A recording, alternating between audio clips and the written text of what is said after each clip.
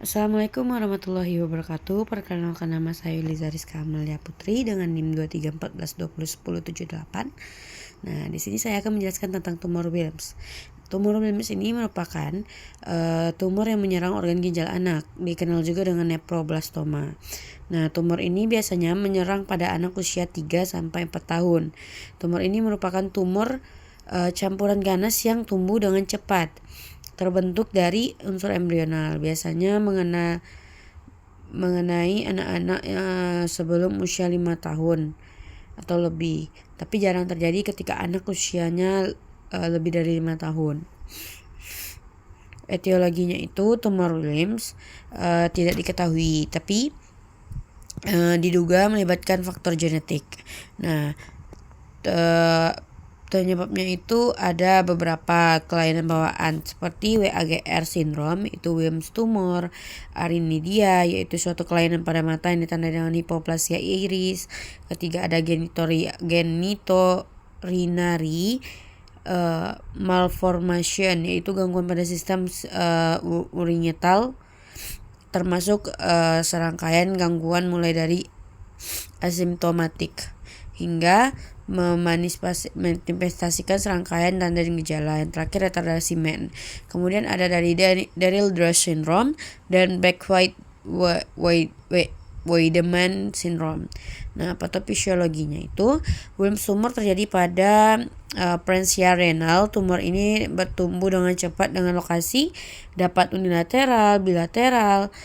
Pertumbuhan tumor tersebut akan meluas atau menyimpang dari luar renal, mempunyai gambaran khas berupa glomerulus dan tubulus yang primitif dan abortif. Nah, dengan ruangan Bowman yang tidak nyata. Munculnya tumor Wilms ini sejak dalam perkembangan embrio dan akan tumbuh dengan cepat setelah lahir. Pertumbuhan tumor akan mengenai ginjal dan pembuluh vena renal dan menyebar ke organ tubuh lainnya. Tumor yang biasanya tidak terbatas dan sering menjadi nekrosis.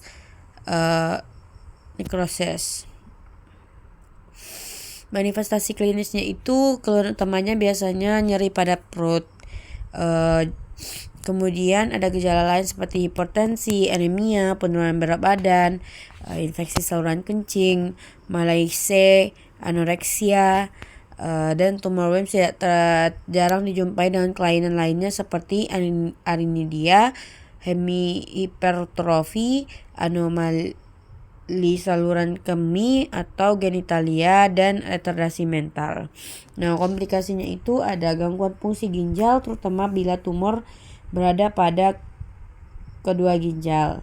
Nah, gagal jantung, gangguan pertumbuhan dan perkembangan anak, terutama pada tinggi badannya. Pemeriksaan penunjangnya itu ada dari IVV. Dengan pemeriksaan IVV tampak distorsi sistem perikolisis. Nah, dan sekaligus pemeriksaan ini berguna untuk mengetahui fungsi ginjal. Kemudian ada potatoraks, merupakan pemeriksaan untuk mengevaluasi adanya metastasis di paru-paru. Dan kemudian ada ultrasonografi atau USG, merupakan pemeriksaan non-invasif yang dapat membedakan tumor solid dengan tumor yang mengandung cairan. Kemudian ada CT scan dan MRI serta laboratorium. Penata laksanaannya tuh yang pertama ada farmakologi, itu kemoterapi. Prosedur ini dilakukan jika ukuran tumor sudah besar dan tindakan operasinya tidak mampu mengangkat seluruh sel kanker. Kemoterapi akan menghancurkan sel kanker tersebut. Kemudian ada non farmakologi seperti pembedahan. Prosedurnya pengangkatan baik sebagian atau seluruh atau kedua ginjal yang terdapat tumor. Kemudian operasi merupakan metode pengobatan yang paling sering dilakukan untuk penderita tumor Wilms, yaitu keperawatan perioperatif, kemudian hasil akhir pada pasien pasca operatif, dan terapi radiasi.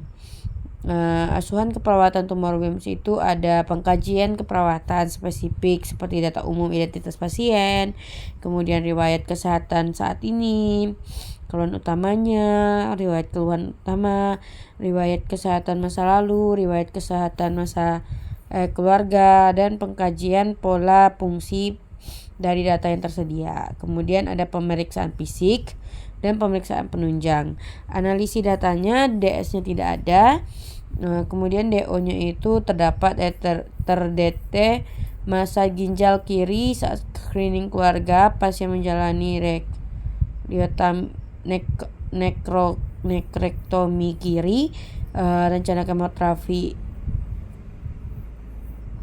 Kemudian ada etiologinya, itu penyakit kronis, efek prosedur invasif, kerusakan integritas kulit, dan imunosupresi. Nah, masalahnya itu resiko infeksi. Kemudian diagnosa keperawatannya itu ada resiko infeksi berhubungan dengan penyakit kronis, efek prosedur invasif, kerusakan integritas kulit, imunosupresi ditandai dengan imunosupresi. Kemudian ada risiko perfusi renal tidak efektif berhubungan dengan hipertensi, disfungsi ginjal, keganasan ditandai dengan hipertensi, keganasan, dan penyakit ginjal.